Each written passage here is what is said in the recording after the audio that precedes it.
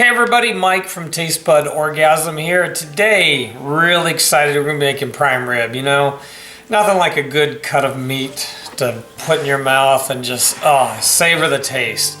We have prime rib on sale here in Palm Springs, which is really nice because you can get really great cuts of meat. It doesn't matter whether it's Palm Springs, San Francisco, New York, or wherever you are in the world. If you get a great price for a great piece of meat, that's all that matters.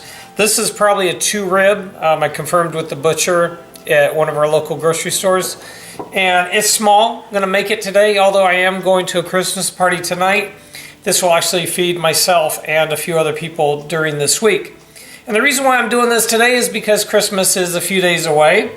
And we want to make sure that I have this out and that you guys see how I do it, and hopefully somebody will kind of do like I do. But I love to cook, and actually have some gift bags. They're nothing but cooking stuff to give out to some people.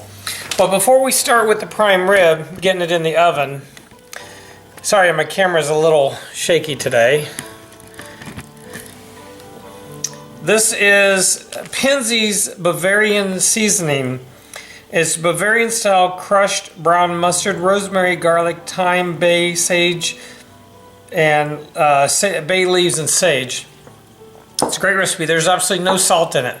So I'm going to be putting some salt in it. Now y'all have heard me talk about Jacobsen's salt out of Portland. Excellent, excellent, excellent. So because it has rosemary in it, I'm going to guess probably that much, whatever that much may be. I don't know. I know what I can use and like, and again, it's all to personal preference. Mix this up a little bit.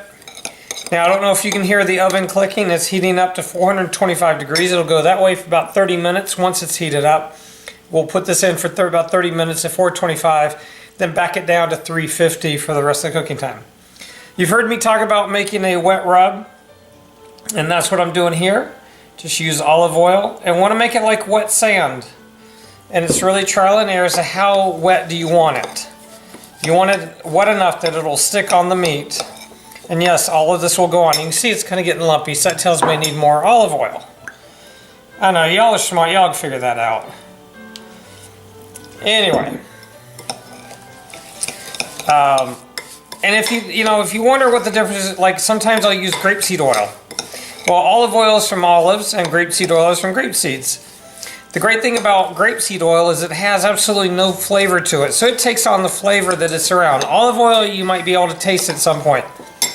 That beeping you just heard told me that my oven's up at temp. Now the thing about cooking, the oven's at temp, but you want to wait another 2, 3, 4, or 5 minutes to let it even out the heat. Now, when I talked about the wet sand, this is what I'm talking about.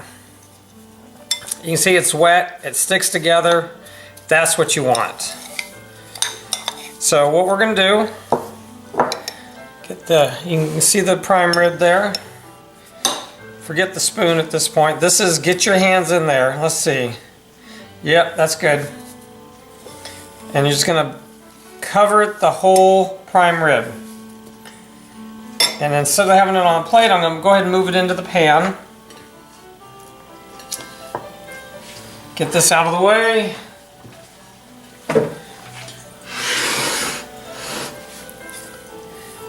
Don't need the spoon, like I said. This is all going to be all over the top and the sides. And the great thing is that if it falls down, it's just going to add to the flavor, because you will have drippings in here, which are going to be awesome. I really should have a smaller roasting pan, but I just don't have a lot of kitchen space. So let me wash my hands real quick, get this cleaned up. Now, with this, baked potatoes and asparagus are a really good thing to do. You can have the odd juice. Now, I've fixed prime ribs in the past where there wasn't much juice, so having the odd juice, just you couldn't get it off the drippings of the prime rib, which is that's fine. That's why you hear me talk about oxtail broth, because I'll bring that in and incorporate it into everything going on, and it really enhances the flavor of your prime rib. So this is ready to go in the oven. It'll go in for 30 minutes at 425 degrees. Then I'll back it down to 350 and go for another 2 hours. It goes in uncovered like it is. And the great thing is, it's going to be some good eating. So, hey, you know what I say? Food is what brings people together. And when you eat that food that just makes you go, oh, that's it. That's the whole thing about cooking. So until you see this prime rib coming out of the oven, we'll talk to you later. Hey everybody, Mike from Taste Bud Orgasm here. Guess what? 2 hours have passed. Actually, 2.5 hours have passed since we put the prime rib in. And I got to tell you, the house is smelling awesome. And, well, if you're not here, you're going to miss something good. Sorry. So I'm going to go pull it out of the oven. Timer just went off right now, just a moment ago before I started this film session. I'm going to go get it, and we're going to take a look at it here. Y'all can see what's going on there.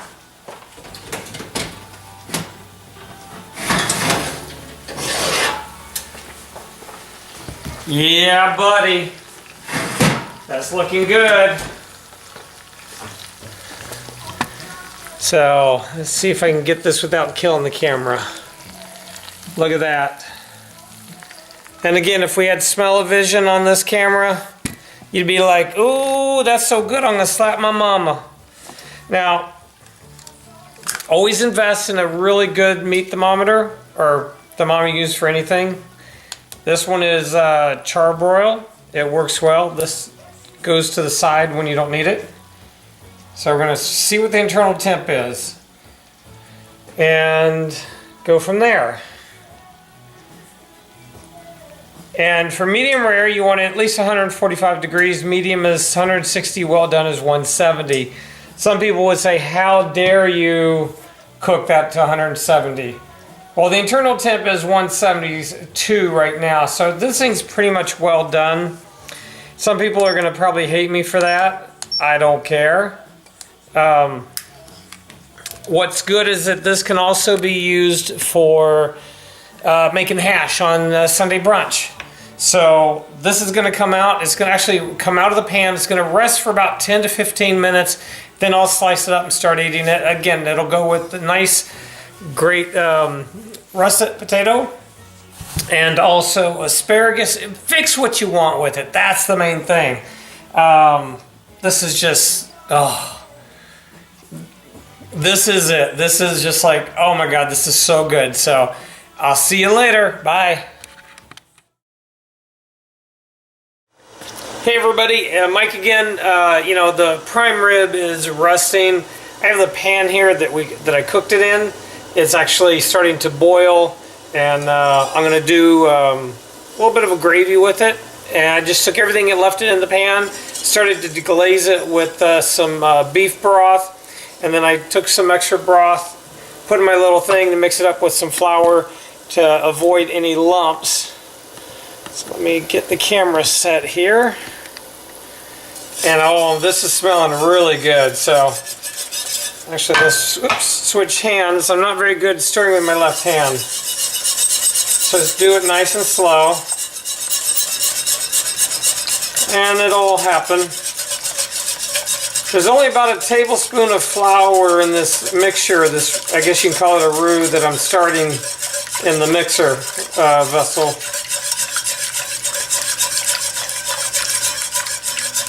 That way, I try to avoid any lumps. I don't like lumpy gravy.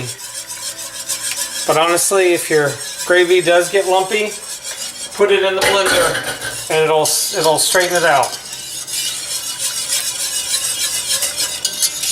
Now I can tell you from the seasoning that I've already used on the prime rib, which was left in here, I don't need to add any other seasoning to this. I know it's going to be good. So I'm confident in that. That's why you don't see me add any more salt or pepper.